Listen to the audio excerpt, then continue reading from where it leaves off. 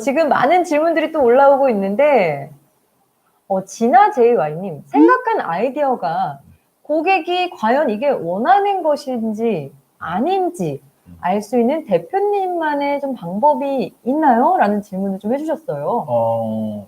잘 모르겠어요. 저는 방법이 고객하고 정말 많이 만나봐야 되는 것 같아요. 저거는. 스킨십이 가장 중요하다. 그렇죠. 네. 그리고 고객 얘기하다 보면 이 사람이 들으려고 하는지 들으려고 하지 않는지 네. 사실 들으면서 딴 알잖아요. 생각을 하는지. 그렇죠. 네. 그런 부분들 우리 알잖아요. 그럼요. 네. 그런 부분들 굉장히 중요한 것 같아요. 네. 그러면 내 말을 좀 들을 수 있게 만드는 어떤 좀 리더십도 굉장히 중요하겠네요. 그렇죠. 그리고 내가 잘 듣는 것도 중요하죠. 네. 제가 아무리 들을 자세가 안 돼 있으면 저한테 좋은 피드백을 할까요? 그렇지 않잖아요. 그렇죠. 네.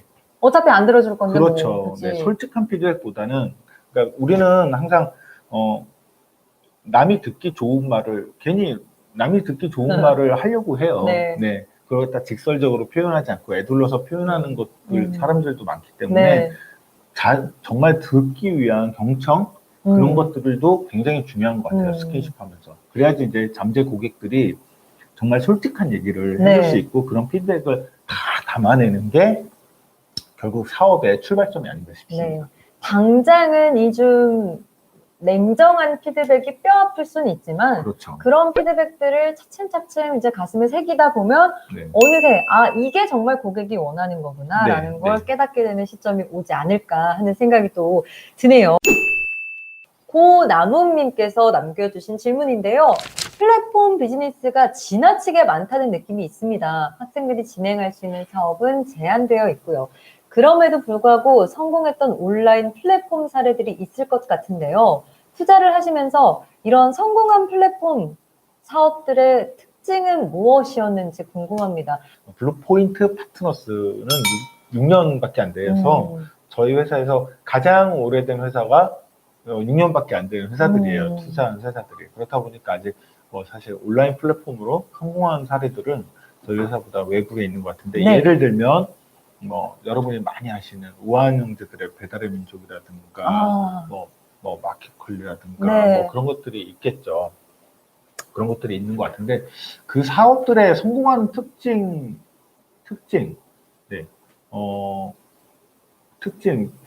사실 저도 온라인 플랫폼의 전문가는 아니라서 잘 모르겠는데 제 관점에서 봤을 때 플랫폼이라는 단어에 저는 주목하면 좋을 것 같아요.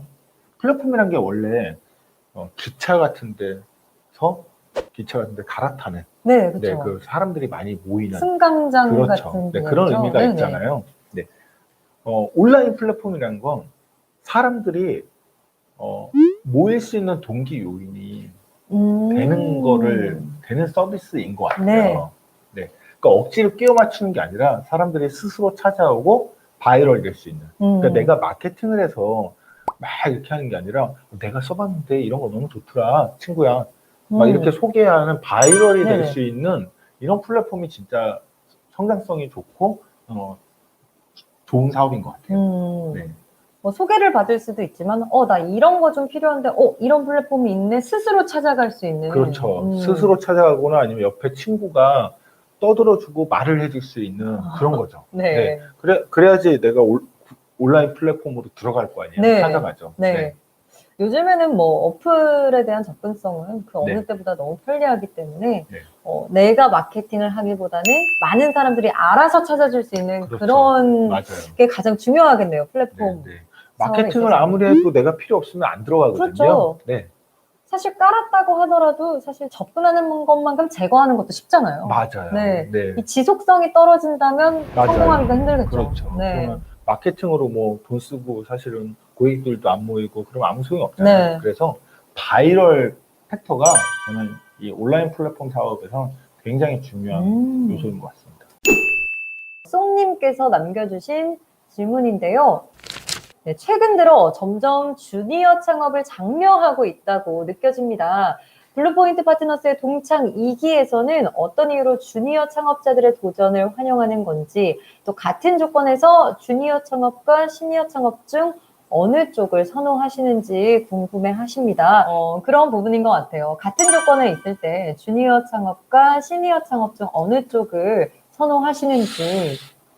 같은 궁금해요. 조건이라면 선호하는 게 있을까요? 네, 같은 조건이라면 선호를 이제 나이가 많은 사람과 적은 사람, 뭐, 요거밖에 없는 거잖아요. 사회 네. 경험이 좀 많은 사람과 조금 근데 없는 그거조차 사람. 같은 조건이라고 한다면 네. 나이는 전혀 상관없는 것 같습니다. 네. 아까 말씀드렸지만 창업은 누구나 처음이잖아요. 대부분 사람들에게. 네. 네. 서로의 강점과 강점을 잘 살리고 단점을 잘 보완하면 좋을 것 같고요. 저는 사실은 주니어 창업팀과 시니어 창업팀을 어느 쪽을 선호하는지에 대해서는 좋은 질문인지 사실 잘 모르겠어요. 네. 거기에 따른 선호도는 너무 백치이기 때문에 네. 저는 없습니다. 네. 같은 조건이라는 말이 약간 좀 애매하게 느껴질 수 그렇죠. 있겠네요. 네, 네. 그렇다면 송님이 또 이런 얘기를 해주셨어요. 최근 들어 점점 주니어 창업을 장려하고 있다고 느껴지신다고 하거든요. 이 네. 부분에 대한 본부장님 생각은 어떠세요? 그런 것 같습니다. 정부에서도 그렇고 네. 창업 생태계가 너무 좋아지다 보니까 주니어 창업팀들도 굉장히 창업을 많이 하고 있는 것 같아요. 단 무모한 도전은 용기 있는 도전을 해야 되는데 무모한 도전을 하시는 건 저는 권유드리지는 않습니다. 네. 네. 본인의 어느 정도의 신념과 좀 그렇죠. 기조가 있어야 네. 용기 있는 도전으로 좀 받아들여질 수 있을 것 같은데요.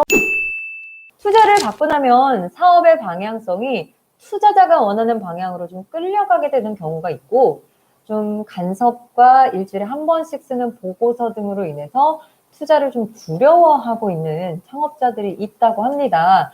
이런 사실이 정말인지, 이런 부분들이 정말인지, 그리고 그것에 대한 견해가 어떤지 여쭤보고 싶습니다. 네. 저도 사실은 박사과정 때 창업을 했을 때 네. 투자자를 도망다녔어요. 네. 네. 굉장히 오래전 일이니까 네. 그렇지만 그때 저도 저런 비슷한 얘기를 들은 거예요. 투자자들은 투자하면 간섭하고 그런 된다. 그런 얘기를 듣고 안 받을래요. 이러고 이제 그랬었거든요. 네네네. 근데 지금 생각하면 굉장히 잘못 생각한 것 중에 하나예요. 그러니까 저 결국에 이제 투자를 그때도 받긴 했는데 투자자들이 이제 조언을 하는 것과 간섭을 하는 거에 대한 그 차이를 좀 알았으면 좋겠어요. 네. 네. 저도 누군가는 어떤 투자자는 사실 간섭을 하는 걸 수도 있고, 어떤 창업팀들은 사실 그걸 간섭이라고 느낄 수 있겠지만, 투자자들이 원하는 방향은 사실 하나예요. 회사가 잘 되는 방향을 원해요. 네. 그렇기 때문에 간섭으로 표현하든 조언으로 표현하든 뭔가 커뮤니케이션이 되는 거거든요. 그 회사가 잘 되는 방향으로 고민스러운 부분들을 서로 얘기하는 거를 간섭으로 받아들인다면 투자를 안 받으시는 게 당연히 좋고요. 네. 그걸 정말 조언으로 받아들이신다면 여러분들의 하시는 사업에 도움이 되실 수 있다고 저는 생각이 돼요. 아무래도 이런 걱정들을 하시는 부분이 연령대가 아직은 많지 않은 젊은 창업가들이기 때문에 이런 부분에 있어서 더 좀 두려움을 많이 느끼시는 것 같아요. 본부장님이 말씀하신 것처럼 목표가 같은 사람들이 모인 거잖아요. 투자가들과 창업가들은. 그렇죠. 그 부분을 좀 잊지 마시고 간과하지 마시고 좀 두려움을 이겨내셨으면 좋겠다는 생각이 드네요. 좀 전에 한 질문에서 하나를 더 추가를 한다면 좋은 투자자를 만나는 거 좋죠. 그게. 사실은 투자자들도 되게 결이 틀린 것 같아요. 창업팀이 굉장히 다양한 사람들이 있는 것처럼 투자자들도 굉장히 다양한 사람들이 있거든요. 그래서 나랑 핏이 정말 잘 맞는 사람을 만나는 게 좋습니다. 그러니까 억지로 투자를 받기 위해서 돈을 받고 나랑 결도 안 맞는데 자꾸 스킨십을 하려고 그러면 불편하잖아요. 서로. 그리고 내 사업을 정말 잘 도와줄 수 있고 내 사업을 이해하고 있고 내 사업을 응원하는 투자자들을 만난다면 여러분들이 하시는 사업에 간섭으로 느끼시지 않고 조언으로 느끼실 거예요, 아마. 맞아요. 그렇지만 너무 이렇게 결도 안 맞고 그런데 억지로 이렇게 투자 이렇게 돈 필요해서 돈만 받고 나는 간섭받기 싫어. 그다음부터 그다음부터 전화 안 하고 연락 안 했으면 좋겠어. 내가 알아서 할게. 내가 알아서 할게. 뭐 이거는 이렇게 하면 어떤 얘기가 돼도 간섭이 되는 그렇죠. 거죠. 네. 그죠. 네. 그렇기 때문에 열린 마음으로 접하시면 네. 좋을 것 같아요. 이 결이 맞는지 나와 생각이 같은지 아닌지를 알려면 사실 대화를 하는 게 가장 그럼요. 중요하잖아요. 네. 이게 혹시 간섭할까봐 두려운 마음에 지레 피하신다면 이 사람이 나의 사업을 정말 응원하고 서포트해줄 사람인지 아닌지도 알아차리기 전에 그 기회를 날릴 맞아요. 수가 있겠다는 맞아요. 생각이 드네요. 그렇죠. 그렇기 때문에 두려워서 피하거나 좀 지레 이거는 간섭일 거야 라고 생각하시기보다는 충분한 대화를 하고 또 커뮤니케이션을 하는 게 좀 가장 중요할 것 같다는 생각이 드네요. 자, 좋은 질문 남겨주셔서 감사드리고요. 자, 다음 질문으로 좀 넘어가 보겠습니다. 박성민님께서 질문을 남겨주셨네요. 처음 사업을 시작할 때 자금이 부족하기 때문에 인프라 구축이 정말 어려웠습니다. 또 사업 관리에 있어서 구조화시키는 것이 쉽지 않았는데 구조화와 인프라 구축에 있어서 좀 빠르고 효과적으로 할 수 있는 방법이 있을까요? 라는 질문을 남겨주셨는데 이 질문도 굉장히 폭넓은 질문인 것 같다는 생각이 드네요. 난해하죠. 네. 사업 자금이 부족해서 이제 구조화와 인프라라는 거는 뭔가 투자를 해서 뭔가를 하는 것 같아요. 근데 그게 결국에는 자금으로 해야 되는 거면 저건 방법이 없는 거죠, 사실은. 네. 일단 투자를 받기 위한 최소한의 인프라는 갖춰져야. 네, 그렇죠. 네. 그리고 좀 린하게 할 수 있는 방법들이 있는 것 같아요. 그러니까 예를 들면은 어떤 기자재를 나는 꼭 사서 이거 가지고 실험해야 돼? 네.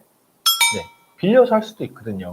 근데 어떤 의사 선택에 있어서 제가 이제 극단적으로 말씀드려서 그러는데 꼭 살려는 분들이 계세요. 네.